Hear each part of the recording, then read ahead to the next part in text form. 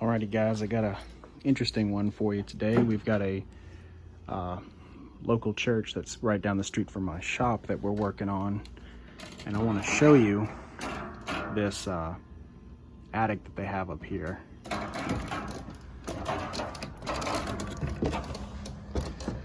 They have got a whole another floor up here. This is kind of for like their rec room or gym or something like that, but we've got a 5-ton unit for their kitchen, 5-ton for the right side, and another 5-ton for the left side of the gym. Now, this is the one I'm working on today. I worked on that one and the kitchen unit last week or 2 weeks ago. This one's got a open fire damper issue. They've got issues like that for all of their fire dampers. For some reason, this one had a blown fuse, which led to a bad contactor outside. And today, we're gonna be working on this guy. Another 5-ton straight Ton Bryant, nothing fancy. But let's pop this guy open and see what we find. But I guess first we'll check the float switch. It's dry. No issues there. Check that. Super dry. It hasn't been running for a while. I do know the thermostat is calling.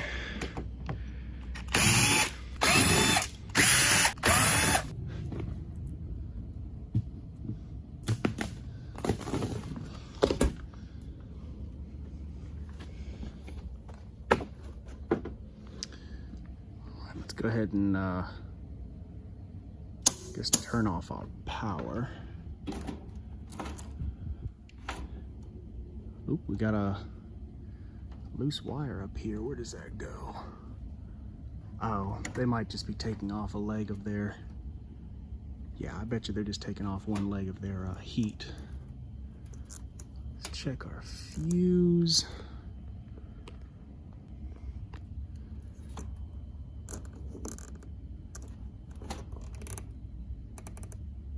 Looks like it's still good.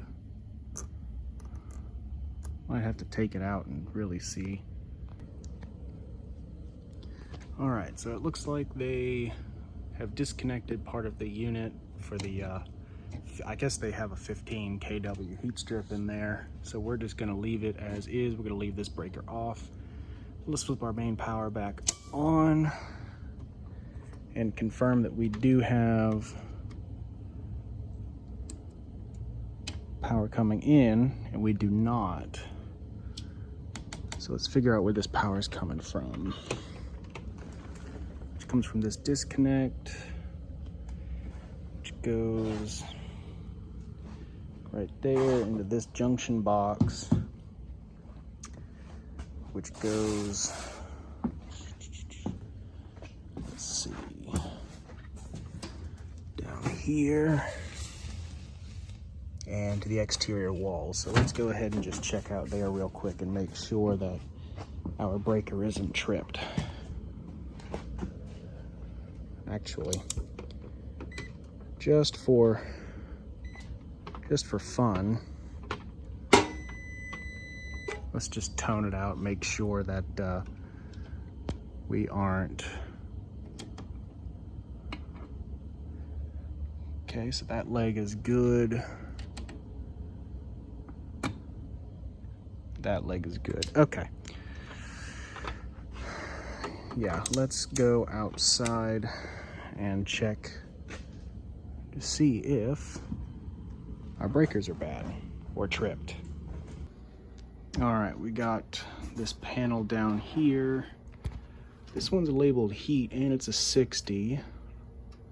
Don't really see any others. We've got AC, those are both on. The 20s, water heater. Let's see if this one, maybe they turned it off when they realized that it wasn't working. Sometimes they do that and they forget to tell me. Let's go back up this marvelous staircase.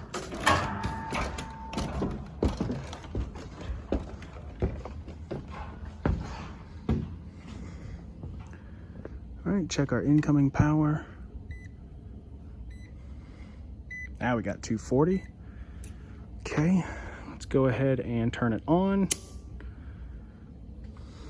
Make sure we got coming out 248 coming out. Okay.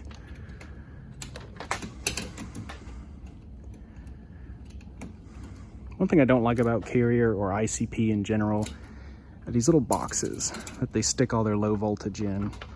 When I used to install Heil equipment, I always just took them out and then wire nutted them outside, you know, in the void here. Always found it easier personally. But that's just, oh, and there's a broken wire. So it will fix that guy up real quick. All right, we got our wires fixed, put back in place. I had a couple of them break on me. I guess maybe just initially they were kind of weak and me twisting on them broke them, which is, you know, it happens to me a lot. And there's another one. It's gonna be one of those days, I guess.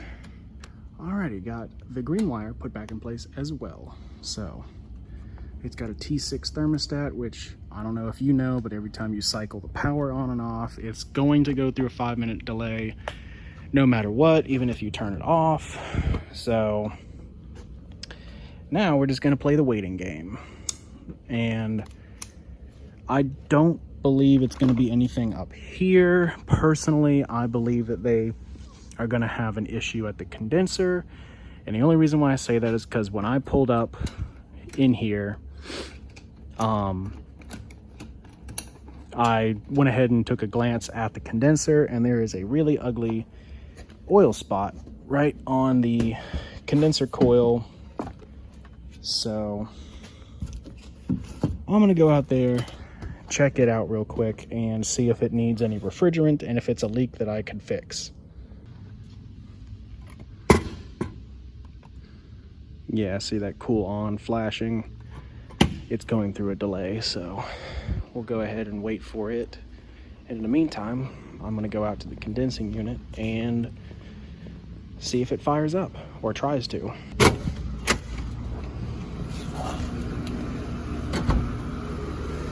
If I remember correctly, this is gonna be our unit over here, a 5-ton Bryant. Let's go ahead and turn the disconnect off for a second.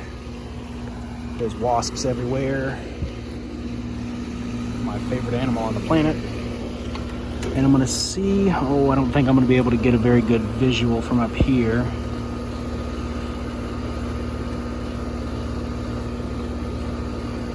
All of that down there, you can see those U-tubes are real nice and shiny.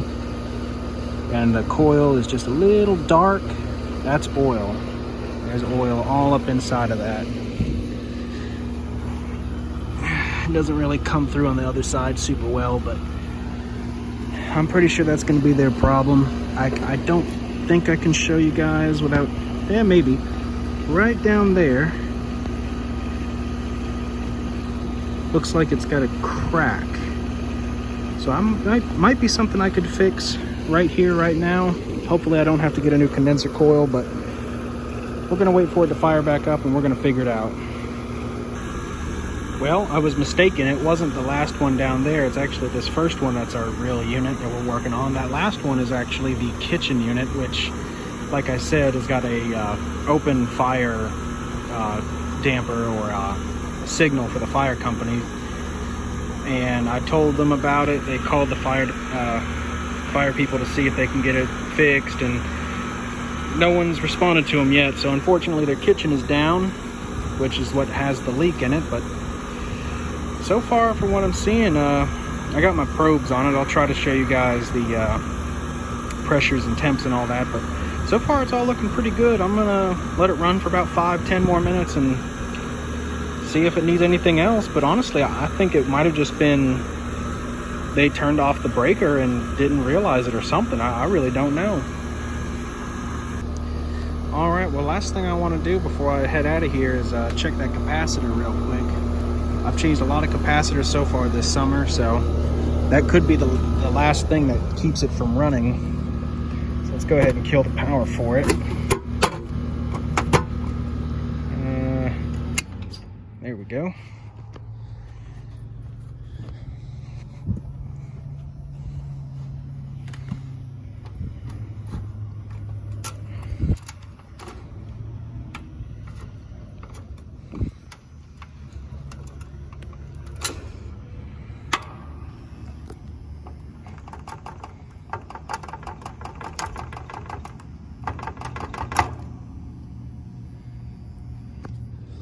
Look at all that water just pouring out of there. It's amazing. All right.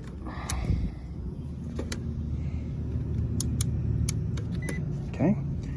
And we are supposed to be at 70/7.5. So here's our 70. We're at 68.7. And let's check our 7.5. 7.0. Now, I'm no mathematician. I mean, I did take calculus in high school, but I'm pretty certain that I'm just going to go ahead and change this cap out. It could potentially have been the reason why it didn't work, and so, yeah, better safe than sorry, I guess. But let's change that out. Turn it back on, let it run for a few more minutes and make sure that everything gets back to where it needs to be. And then we'll leave it here. Leave it with them. All right, we got our new capacitor slapped in. Let's go ahead just for fun and kind of check it. Make sure that it's where it needs to be also. So there we've got a 70 and 7.42. See, that's much better. So let's go ahead and wire this guy back in.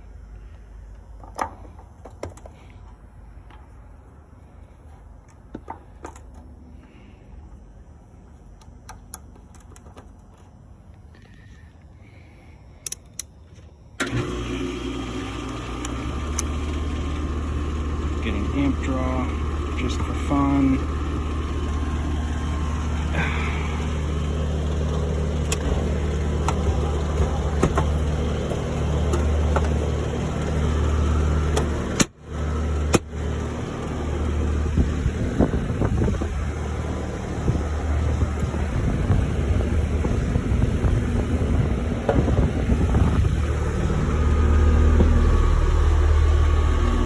1.25, that's not too bad. Let's check that compressor.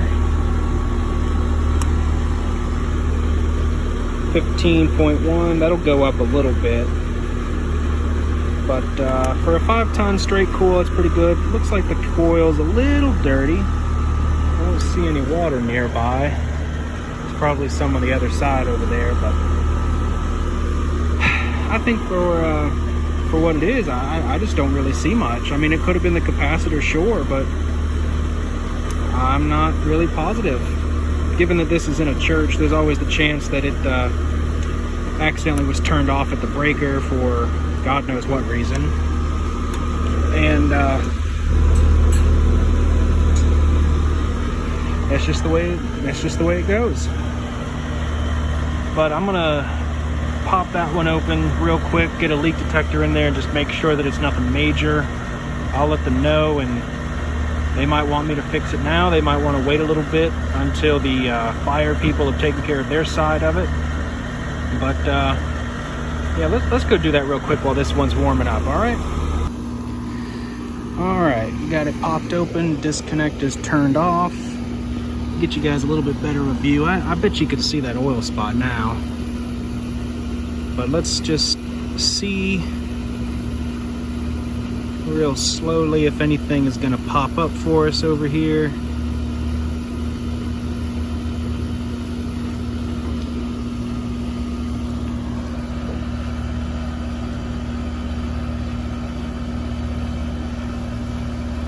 I know there's gas in the system. I already looked at it once.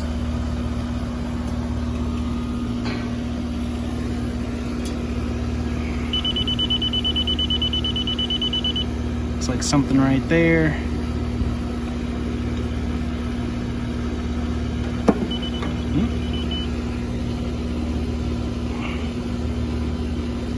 I see. That was just junk sitting right there. I thought it was a crack.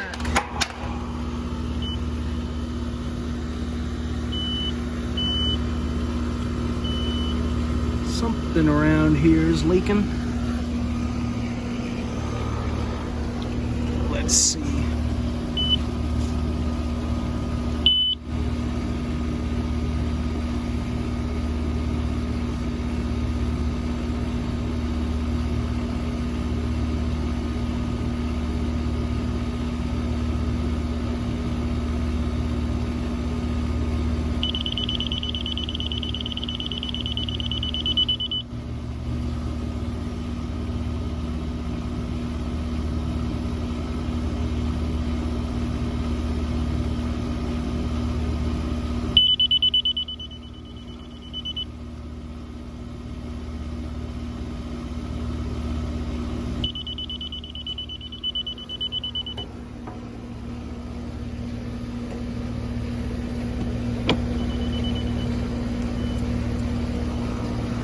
Let's get some soap and see if that'll bring anything up to us.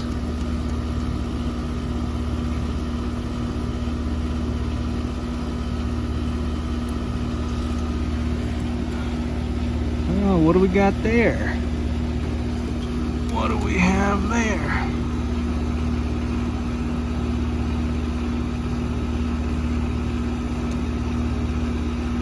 You guys see that right there? Right there. Yep, tiny little guy. Yep, right there. Oh well. Unfortunately, that's something I'm just gonna have to deal with whenever they get this guy fixed.